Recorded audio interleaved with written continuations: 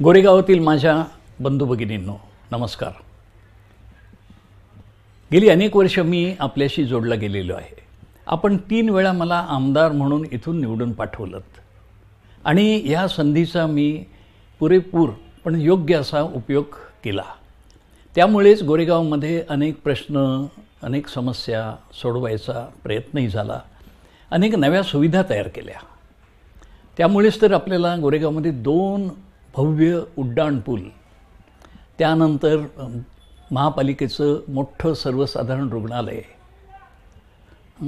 मोठी मंडई, ह्याच्या बरोबरीनंच प्रबोधन क्रीडांगण, ओझोन स्विमिंग पूल, मीनाताई ठाकरे रक्तपेढी, प्रबोधनचं डायलिसिस सेंटर, अनेक मैदानं अनेक उद्यानं ही विकसित झाली। ह्या सुविधा सगळ्या आपल्या इकडच्या लोकांना, मुलांना, खेळाडूंना अत्यंत उपयोगी पडू लागल्या। परंतु असं दिसतंय की गेली 10 वर्ष ही प्रगती ठप्प झालेली आहे, कुठेतरी कुंठित झाल्यासारखं वाटतंय आणि त्यामुळेच आता विचार करण्याची वेळ आलेली आहे। आपण पाहतात की सिद्धार्थ रुग्णालय पुनर्विकासासाठी पाडून त्याला 6 वर्ष झाली, अजून तळमजलाही तयार झालेला नाही।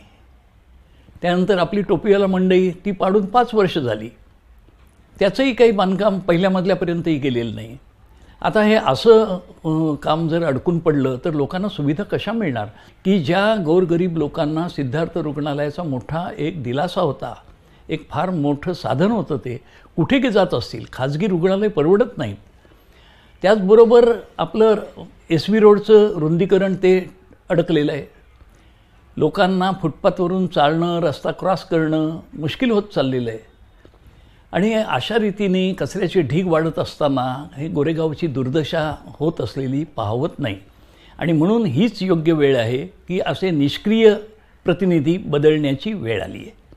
याच वेळेला आपण जर हा बदल केला नाही तर आपल्याला अत्यंत मागास असं आणि बुरसटलेलं असं गोरेगाव पाहण्याची पाळी येऊ शकते आणि म्हणून मी यासाठी एक अतिशय योग्य अशा प्रतिनिधीला पाठिंबा दिलेला आहे। किंबहुना श्री समीर देसाई यांना माननीय उद्धव बाळासाहेब ठाकरे यांनी गोरेगावचे उमेदवार म्हणून ठरवलेलं आहे। समीर देसाई यांचासुद्धा आपला जवळून परिचय आहे। ते 3 वेळा नगरसेवक होते, काम केलेलं आहे, दांडगा अनुभव आहे। महापालिकेच्या सभागृहामध्ये सुद्धा त्यांनी मुंबईचे गोरेगावचे प्रश्न अनेक वेळा चांगले दणकून उठवलेले आहेत। चांगलं वक्तृत्व आहे, सर्व समाजाशी त्यांचे घनिष्ठ संबंध आहेत, कुठलाही ते भेदभाव करत नाहीत आणि सगळ्यांना बरोबर घेऊन पुढे जाण्याची त्यांची पद्धत आहे, प्रवृत्ती आहे।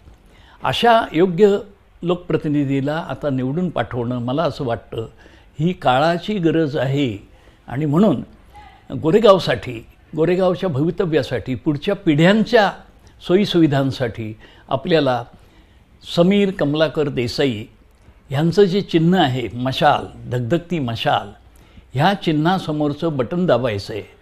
आपल्या त्या मतदान यंत्रावर त्यांचा क्रमांक 4था आहे, 4थ्या क्रमांकाचं मशालीच्या बाजूचं बटन दाबायचं आणि समीर देसाई यांना येत्या 20 तारखेला होणाऱ्या मतदानात भरघोस मताने विजयी करायचं। मला असं वाटतं हे आपल्या दृष्टीने एक चांगलं कर्तव्य होईल, पार पडलं जाईल। हा आपला अधिकार तर आहेच मतदान म्हणून, पण गोरेगावसाठी म्हणून आपण या वेळेला हे परिवर्तन घडवावं, हा बदल घडवावा अशी माझी आपल्या सर्वांना नम्र विनंती आहे। जय महाराष्ट्र।